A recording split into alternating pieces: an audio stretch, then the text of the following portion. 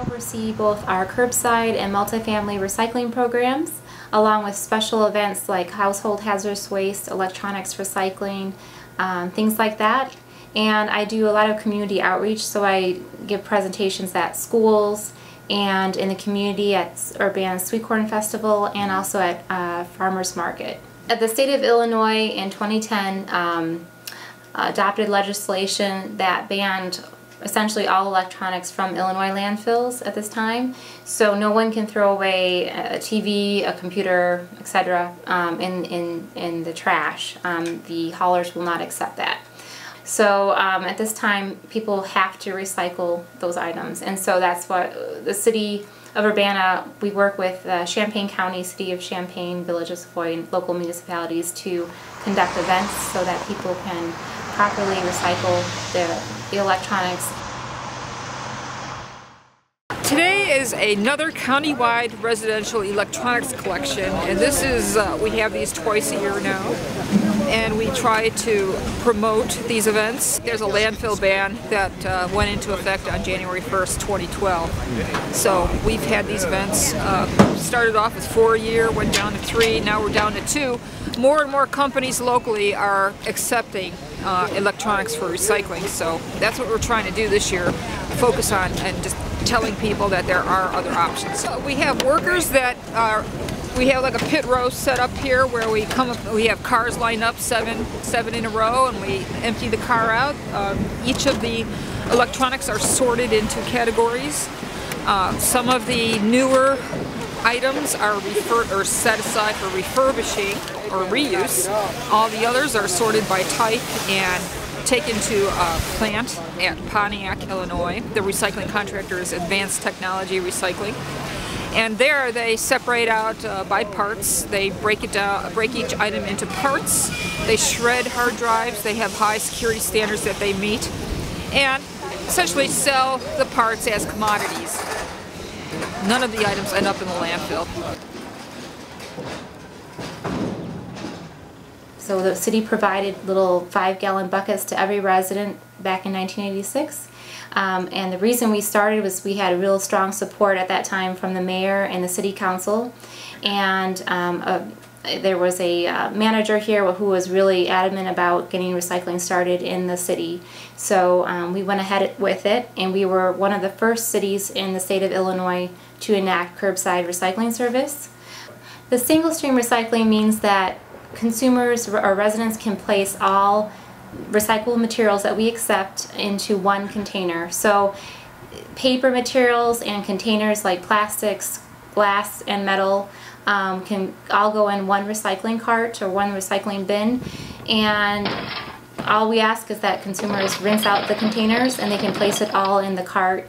In the past, they had to separate every material for it to be accepted, but now we found it's more convenient for residents if we have a single stream, and it also cuts down on truck use. Now we can only need one truck to pick up the recycling, and it's more sustainable and energy efficient that way.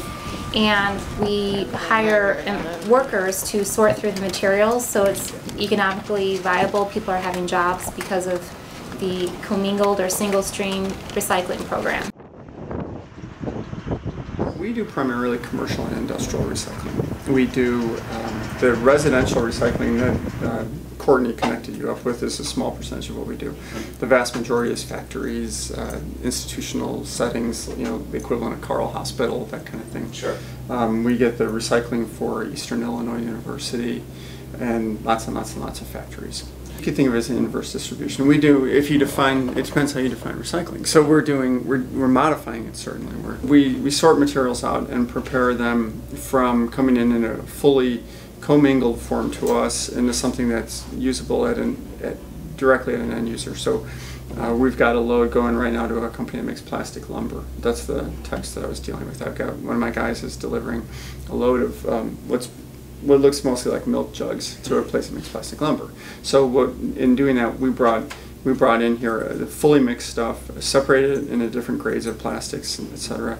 baled it into 1,500-pound bales, loaded it on a semi-trailer, and hauled it off to this place a couple hundred miles away. Trucks will back in up the ramp behind that large road and dump on the floor here. And so that's why all the water's on the floor right now. The material then gets shoved, depending on what it is, will get shoved on a conveyor belt or run through a picking line. Most of what comes in here ultimately ends up going up this belt into a baler, and then it'll end up making bales similar to that. In this case, that's plastic film. This is a large woven plastic bag, and it makes a, they come from a dog food factory down in Mattoon, in that case. This is the baler that takes almost everything that comes in here and turns it into one of these shippable size bales.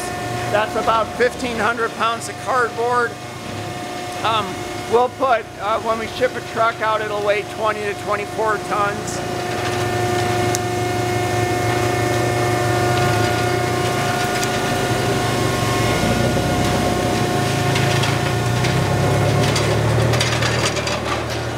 That's what you're seeing is the eject on the baler. And I don't think, hey, are you close to time? It's at 1:31. Oh, you're nowhere there. Okay. Not close? Not close. All right. PVC, if it was polyvinyl chloride, people might see PVC as a PVC piping, but it's not. It's obviously not in pipe form. That's a polystyrene. Similar polymer to the classic red solar cup, right? High-tech polystyrene in that case, and then a mix of other polymers. I know it's hard to see how recycling may not affect you, but in the long term it will. In the future it probably will, because our resources are constantly being depleted. Even though we don't have a landfill in Champaign County, if folks continue to discard things in the landfill and they're sent to other counties right now, but eventually those landfills will be closing in the next about 10 years. I think there's landfill capacity is about 10 years for the one in Vermilion County, and then there's one in Clinton, Illinois, or Pontiac, Illinois rather.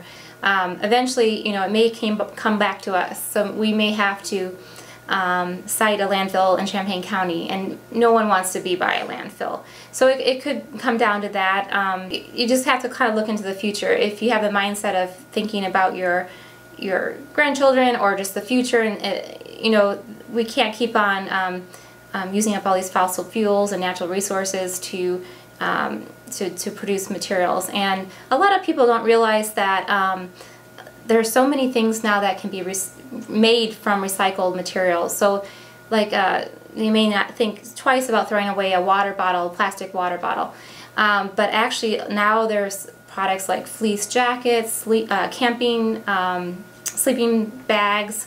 There's all kinds of things that are made from plastic bottles, and you even seeing those more in the stores now. So it's kind of amazing, and a lot of students, when I talk to them about that, they're amazed that a little plastic bottle can make a fleece jacket or a t-shirt.